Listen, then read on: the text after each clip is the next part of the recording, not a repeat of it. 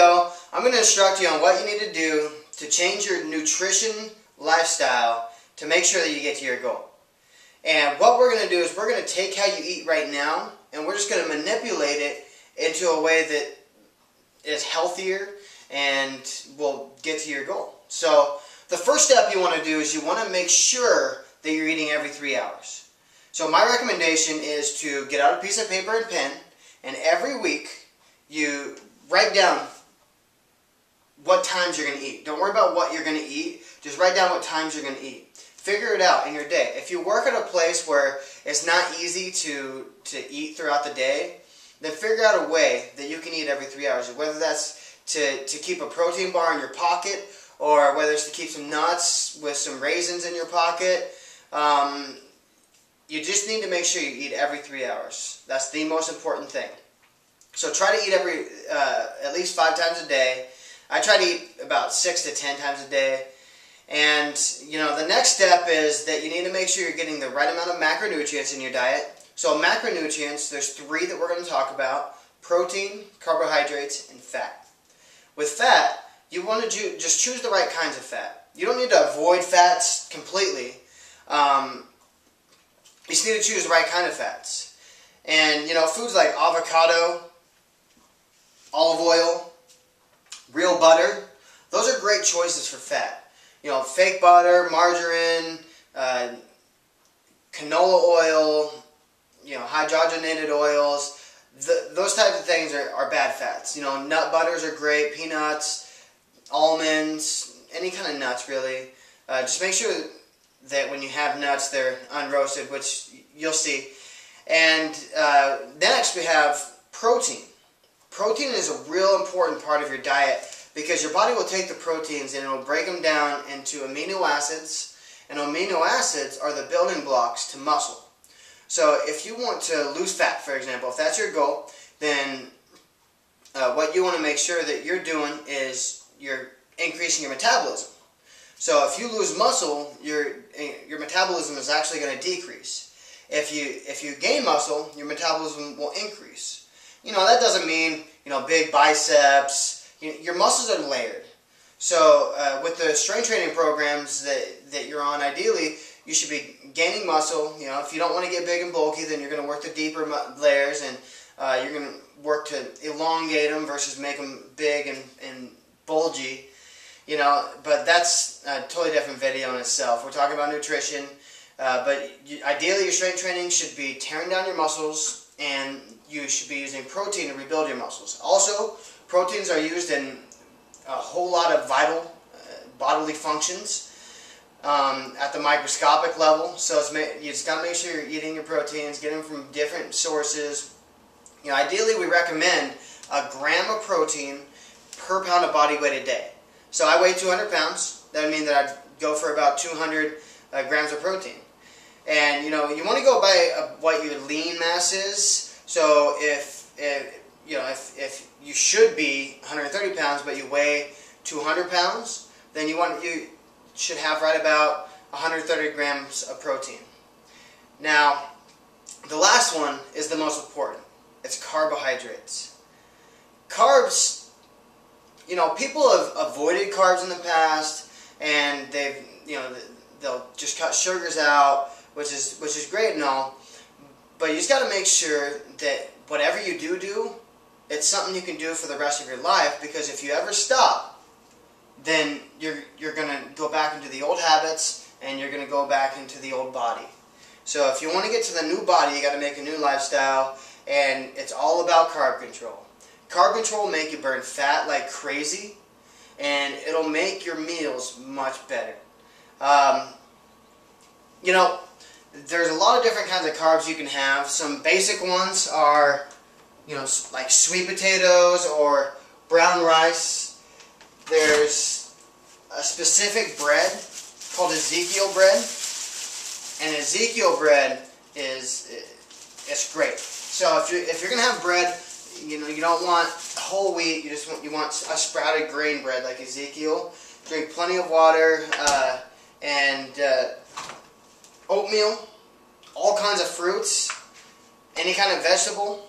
These are all good, you know, as long as you're not adding anything, you know, in their raw form. These are all good. The only thing you should add to these for taste are going to be things that you'll find on the shopping list. So that's carb control.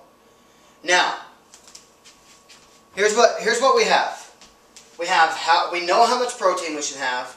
We know that we should be eating carbs and we need to eat the right kind of carbs.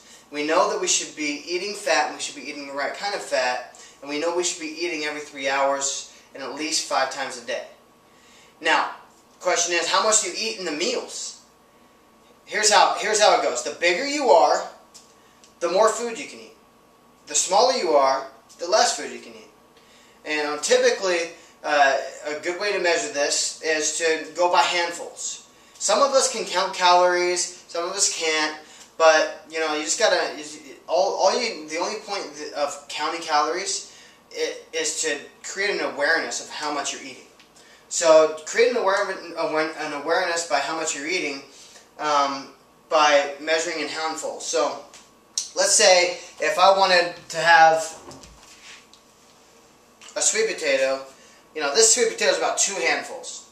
So I'd take about half of this sweet potato, share it with someone, or you know, just eat half of it. It wouldn't kill me to eat the whole thing. You know, really, you can cut out the ends, and it's not that big of a difference. But when you're talking about having multiple meals a day, the bigger you are, the more leverage you have. But the smaller you are, the more you want to go by handfuls. So let's say if you're a smaller person, then just go by handfuls. If you're a bigger person, don't even worry about how much you're eating. Just you know, try to be sensible. Never go above 2 handfuls per serving. So what you want is 1 serving of carbs, 1 serving of protein on every meal. Eat all the fruit you want all day long, all the vegetables. Don't even keep track of that. But keep track of your proteins and your carbs. The fats will come in with just eating foods from the shopping list.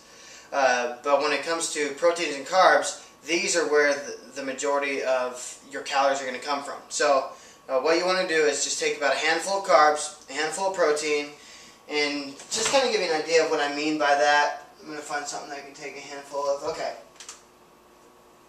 So let's say I was going to have a handful of grapes. So right here, this thing of grapes, of course I can have all the fruits I want, but this is just the first thing I grabbed. This thing of grapes is more than a handful. So my serving size of grapes, I'm going to take them off individually, just to give you an idea. It's not an overflowing handful, it's just a full handful. So look at what I got here.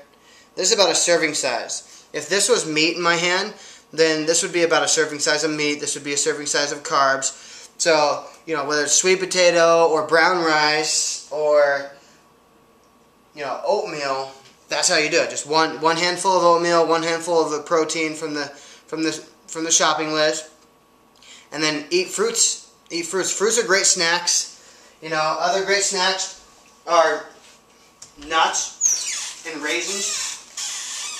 These are great snacks. You know, nut butters, that kind of thing. Those are great snacks. But here's what you're going to do for your nutrition. First thing you need to do is write out what times you're going to eat. Figure that out. Figure out how you're going to eat every 3 hours. Figure that out and stick to it.